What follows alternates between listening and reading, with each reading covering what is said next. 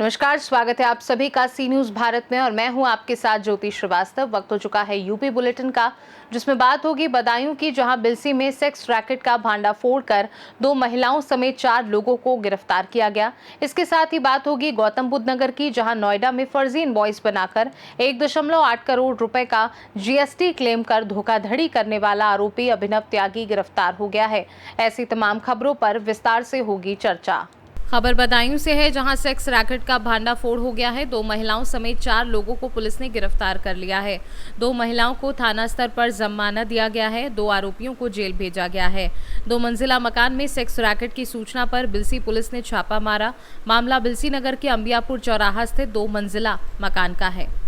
बदायूं से सी न्यूज संवाददाता नईम की रिपोर्ट। थाना साइबर क्राइम पुलिस ने फर्जी इनवॉइस बनाकर 1.8 करोड़ रुपए का जीएसटी क्लेम कर धोखाधड़ी करने वाले वांछित आरोपी को नोएडा से गिरफ्तार किया है। आरोपी ने निजी कंपनी के जीएसटी पोर्टल की आईडी और पासवर्ड हैक कर लगभग 10 करोड़ की फर्जी इनवॉइस तैयार की ने इनपुट टैक्स क्रेडिट के जरिए 1.80 करोड़ का जीएसटी क्लेम कर धोखाधड़ी की थी, जिसके तहत पुलिस ने कार्यवाही की है। कुछ समय पूर्व थाना साइबर क्राइम गौतम बुद्ध नगर में एक अभियोग पंजीकृत किया गया था, जिसमें एक कंपनी के पूर्व कर्मचारी ने अपने साथी के साथ कंपनी के फर्जी जीएसटी बिल जनरेट किए और 1 करोड़ 80 लाख रुपए का जीएसटी क्लेम धोखाधड़ी करके प्राप्त किया। उक्त अभियुक्त को गिरफ्तार किया गया है और माननीय न्यायालय के समक्ष पेश किया गया। अन्य विधिक कार्यवाही प्रचलित है। गौतम बुद्ध नगर से सी न्यूज संवाददाता विपिन शर्मा की रिपोर्ट। झांसी के दीनदयाल सभागार में भाजपा अनुसूचित मोर्चा द्वारा सामाजिक समरसता सम्मेलन आयोजित हुआ।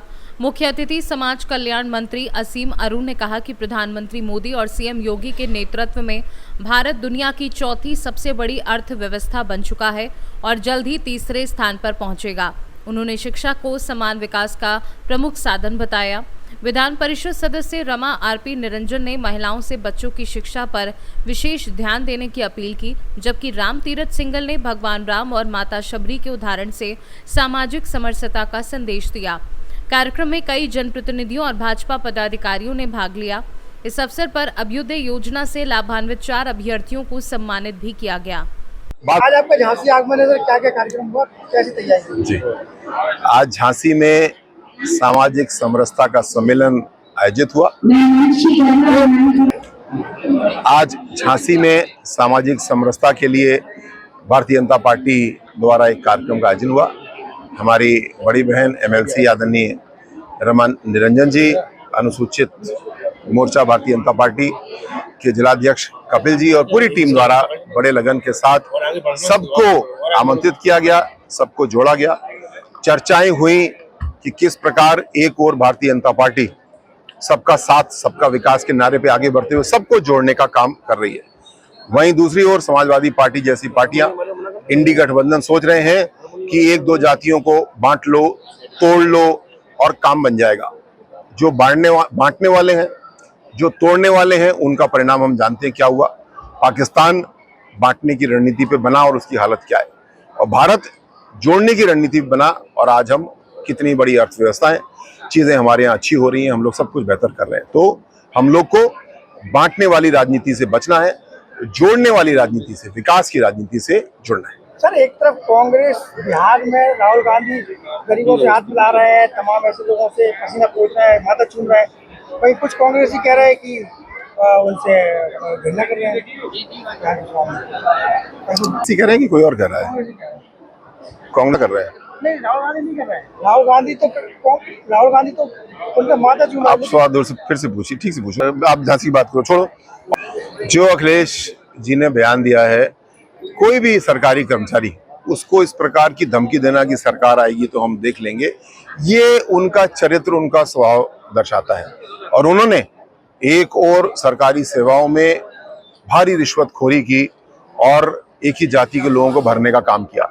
दूसरी ओर भारतीय जनता पार्टी ने, आदरणीय योगी जी ने किसी भी प्रकार की गड़बड़ी को रोका है और आज परीक्षा हो रही है, पेट की कल परीक्षा हो रही है, बच्चे हमारी परीक्षा दे रहे हैं मेहनत से, लेकिन सरकार स्वयं, हमारी एजेंसियां, हमारी पुलिस, सीआईडी, एसटीएफ सब लगी हुई है कि किसी भी प्रकार परीक्षा की शुचिता बिगड़नी नहीं चाहिए, ये अंतर है।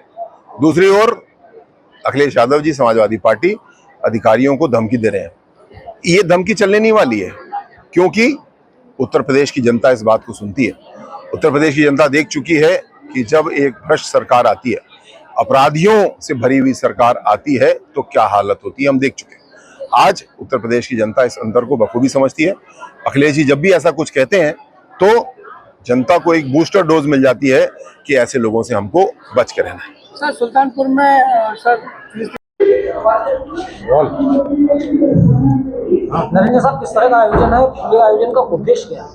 ऐसा है, समरसता विषय है और ये बीजेपी पार्टी समरसता सब समाज के ऊपर क्या काम कर रही है उसके ऊपर समाज कल्याण मंत्री अब विस्तार से चर्चा करेंगे और जानकारी देंगे कि बीजेपी सबको लेकर चलती है, कोई जातिवाद नहीं करती है। उस प्रकार की जानकारी देना है इनको और हमने 2-3 बार अनुरोध किया तो आज हम लोगों के अनुरोध पर वो आए। मुझे इस बात की खुशी है।